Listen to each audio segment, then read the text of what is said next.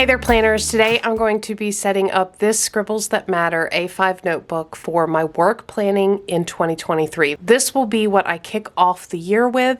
I'm going back to a very basic style of bullet journaling, and I'll talk a little bit more about why I'm going back to this, what's going on at work that is making me want to come back to my roots.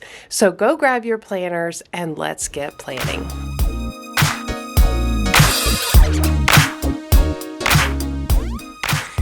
So first of all, if you're new to Planning Annie, welcome. I'm so excited you're here. If you enjoy planning videos, talking about getting things done, nailing a to-do list while also having fun, then you are definitely in the right place. And so I hope you will consider subscribing and becoming part of this awesome community that we have. If you are returning, welcome back. I'm so glad you're here with me setting up one of my first planners for 2023, and this is my work planner.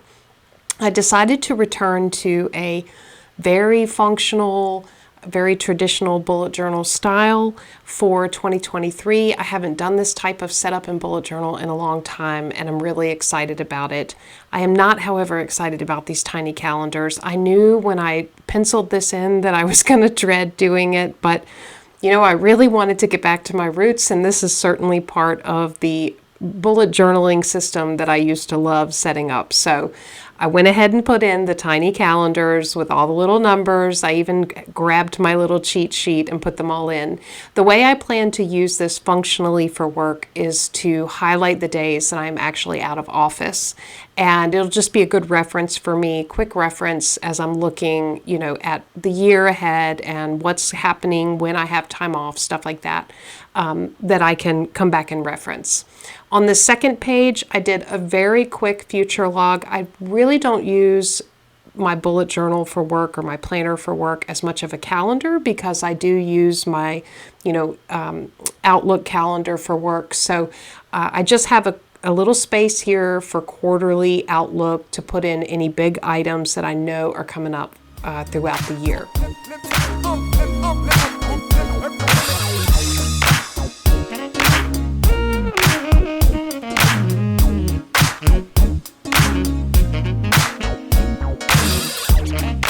All right, this next spread is one that I was really excited about setting up, and it's actually what got me thinking about wanting to come back to bullet journaling. So work for me is going to be different in 2023. I am starting a new position, I have new responsibilities, and I have some really big goals. And so I wanted a way to get very tactile, hands-on, keep my goals in front of me and be able to measure progress.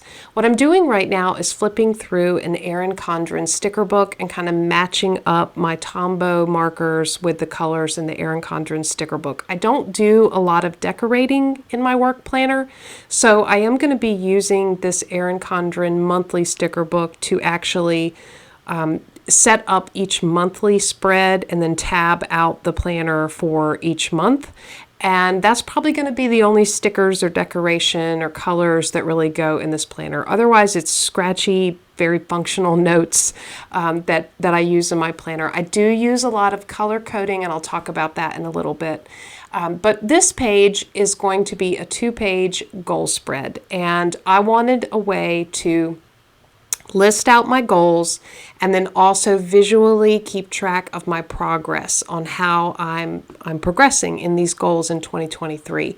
And so I did a lot of research on Pinterest and looking back through my older bullet journals, and I have used this goal spread in the past, and it's been really effective. Something about seeing visually my progress and making a habit of coming back to this spread on a regular basis and actually plotting out progress that I'm making.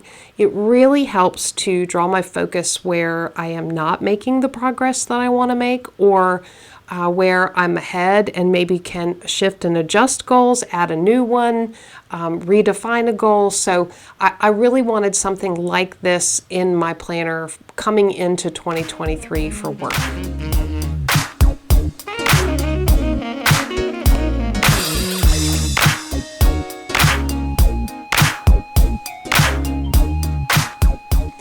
So how this spread will work for me is the bottom where I have these tiered blocks is actually going to be a place that I come to at least monthly, maybe more frequently, and actually color in visually my progress in each one of my goals. And you'll see I'm adding some color, and that's because these blocks are going to correspond to boxes above that that actually capture a description of the goal.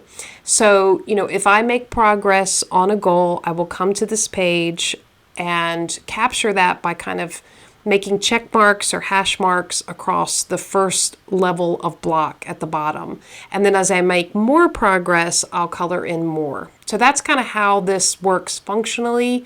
It's a page I'll return to quite a bit, which is why I have it at the very front of my bullet journal for work this year. I actually love the way it turned out, and I know this is an effective spread for me because I've used it in the past, and really keeps me focused and gives that tactile experience of a bullet journal and goal setting. All right, so my next page I set up is a place where I can break my annual goals down into quarterly focus areas. So this is going to be a very basic page. I just want a place to do some brainstorming, jotting down ideas, thinking ahead, looking at the calendar, seeing what's coming up, and putting in any kind of must-do action items for goals on a quarterly basis. So this is where I'm going to be capturing that, and you can see it's very simple.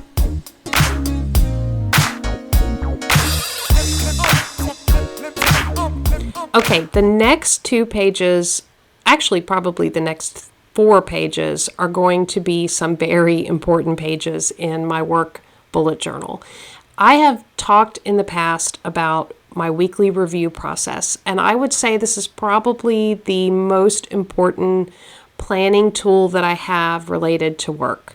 My weekly review is something that I actually schedule on my calendar. I dedicate time to. It is a top priority item for me. I do it every Friday for work. And then I also do a version of the weekly review called a Sunday reset in my personal life. But for work, this is where I take time to really reflect on the week that has been and look ahead on the calendar. I use a 3-step process, modified from the Getting Things Done method, which is an excellent book and resource. If you've never read Getting Things Done by David Allen, I would highly recommend that as a good read if you're interested in getting more productive and having a system for getting things done. So I have modified that process and the weekly review process ascribed by that method using 3 steps. The first step is to clear, the second step is to capture, and the third step is to clarify. And I'm giving myself just some prompts to remind myself the steps that I take each week as I complete this weekly review. This is going to be a page that I come back to every single week, so I'll definitely be adding a tab to this page. And it's a process that I'm very familiar with. I would be lost without it at work. It's how I make sure I'm focused on the right things and that nothing is slipping through the cracks. I am giving myself some sticky notes here just to jot down any additional items because there are some things that come and go that I need to make sure I'm doing in my weekly review process. So I've given myself a few sticky notes that I can change out or add things to as different items pop up that I need to be making sure I'm getting done in my weekly review process. The second page is a review prompt. So this is a trigger list to help me remember the things when I'm doing my weekly brain dump. Remember things that maybe have slipped to the back of my mind. I will make this list and then use this in conjunction with my weekly review process. I'm not going to fill out all the prompts today as I'm setting this bullet journal up. I'll come back and put this in later, but I highly encourage you to make your own prompt list. All those things that kind of slip from your mind or are hard to remember, a prompt list is a great way to help you remember those things. All right, these next 2 pages are also going to go right along with my weekly review. And the first one is about reoccurring tasks. So I have a whole video about how to create reoccurring task list for yourself. I think this is really important. All of those little things that just have to be done on a regular basis, you know, those are the things that I tend to forget. I remember the big items, the things that, you know, the big projects, the new emerging task. I remember all of those. It's those little reoccurring things that I forget, like process expenses and submit time and, you know, all of that stuff. This is a page where I am going to capture those for 2023 for myself. And I'm giving myself 4 categories of reoccurring tasks: a yearly box, a quarterly box, a weekly box, and a daily box. And the weekly and daily are just a little bit larger because there tend to be more of those. So this is one where I will definitely be referencing frequently to make sure I'm getting all those regular occurring tasks done.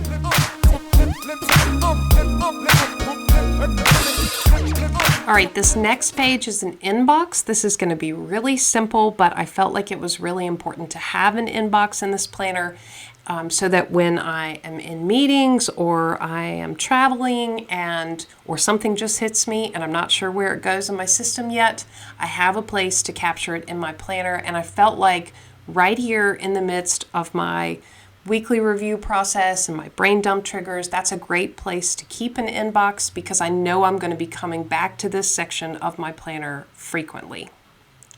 All right, the final spread that I'm going to be setting up is a project spread. So projects, I've talked about projects before. I shared my project management Bible with you guys. I'll have that video listed down in the description box below if you want to check that out. Projects are a major part of my career and my responsibilities at work.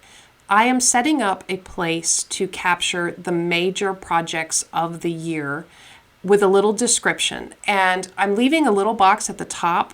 This is where I will use color coding. I do like to color code all of the projects that I'm working on. That way, as I'm making notes in my bullet journal or, you know, scheduling meetings, I can reference quickly which project is this related to by its color. What I'll use this page for is just to capture a little bit of details about the project. All right, here's a final flip through. I have so enjoyed setting this up. I did this outside of work purposely so that I could get a little creative because work planning typically tends to be not very creative but very functional. I think this setup is going to help me be really successful in 2023, and I really hope you enjoyed seeing how I set this bullet journal up. I would love to hear from you.